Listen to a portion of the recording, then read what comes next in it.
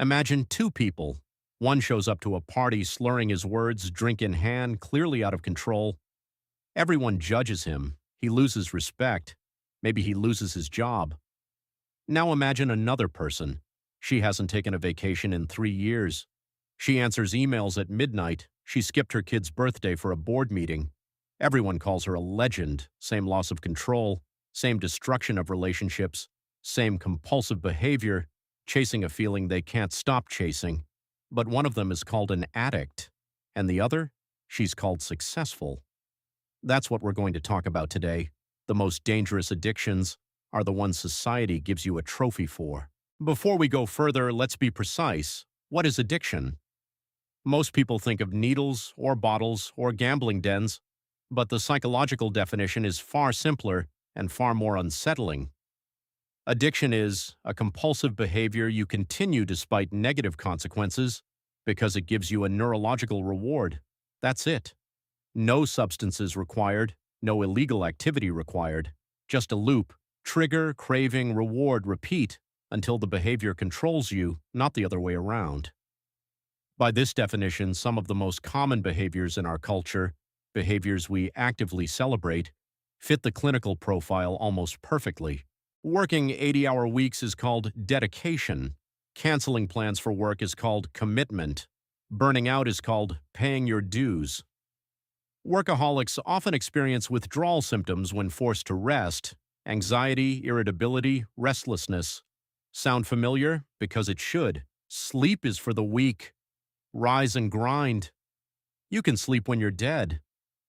These aren't motivational quotes. They're the slogans of a culture that has romanticized self-destruction. The hustle addict doesn't just work hard. They have an identity crisis when they're not working. Their worth is entirely bound to their output. One degree isn't enough. One promotion isn't enough. One victory isn't enough. The achievement addict reaches the summit and immediately starts scanning for the next one, unable to experience the one they just climbed. This is called ambition. It's taught in schools, rewarded in companies, and lionized in culture. But when the pursuit of achievement causes consistent anxiety, emptiness, and an inability to be present, that's not ambition. That's a coping mechanism. Exercise is healthy, but there's a version of gym culture that goes far beyond health. The person who exercises injured because stopping feels like dying, who reorganizes their entire life around training, who feels crushing guilt, shame, or anxiety on rest days. We call this discipline. We hashtag it. We sell it. But the line between discipline and compulsion is crossed when the behavior is no longer serving your well-being. It's managing your anxiety. We have turned busyness into a status symbol. How are you? Busy, said with pride. The productivity addict cannot sit still.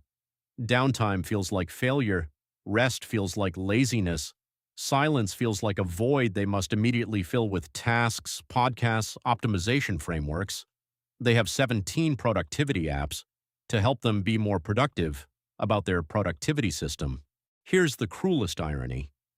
In most societies, the type of addiction you have directly predicts your social status. Lose control with alcohol leads to you're a liability. Lose control with work leads to you're a leader. Can't stop gambling leads to you need help. Can't stop optimizing leads to you need a promotion. Same compulsion, same loss of freedom. Completely opposite social outcomes. And here's why that's dangerous.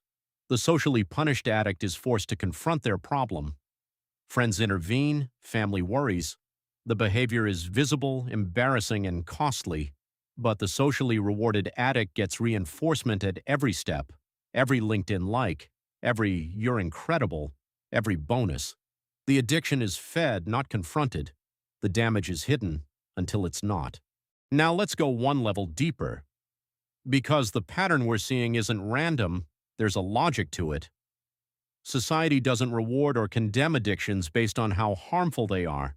It rewards addictions based on how productive they are. Simple rule: if your addiction makes you more useful to the economy, it gets a trophy.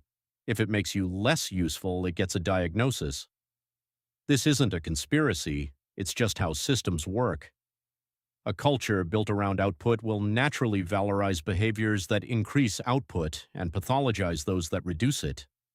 The philosopher Byung-Chul calls this the achievement society, where we are no longer controlled by external oppressors, but by the internal command to optimize, produce, and achieve. We become our own exploiters, and we call it freedom. But real freedom isn't the freedom to work 80 hours a week. Real freedom is the freedom to choose not to, without guilt, without identity collapse, without withdrawal. Because these addictions are celebrated, their damage flies under the radar, but make no mistake, the damage is real. Workaholism is linked to higher rates of heart disease, anxiety, depression, and divorce. Achievement obsession is one of the leading drivers of the global mental health crisis. Productivity addiction kills creativity, deep thinking, and presence. Gym addiction, at its extreme, damages relationships, joints, and self-image. And perhaps most devastatingly, when these people finally stop, they often don't know who they are without the behavior. Because the addiction was never just a habit, it became an identity. So, what do? I'm not here to tell you to stop working hard, or to give up your goals, or to stop going to the gym. I'm asking a different question. Is this behavior serving you, or are you serving it? Can you stop when you want to? Can you rest without guilt? Can you achieve something and actually feel satisfied, even for a moment? If the answer is no, then it doesn't matter what the world calls it. A cage is a cage, even when it's made of gold. The most radical thing you can do in a productivity-obsessed world is to be free. If this made you think, or made you uncomfortable, that's the point. Share it with someone who needs to hear it. Drop your thoughts in the comments. And if you want to go deeper on topics like this, the hidden architecture of how society shapes our minds, subscribe, because we're just getting started.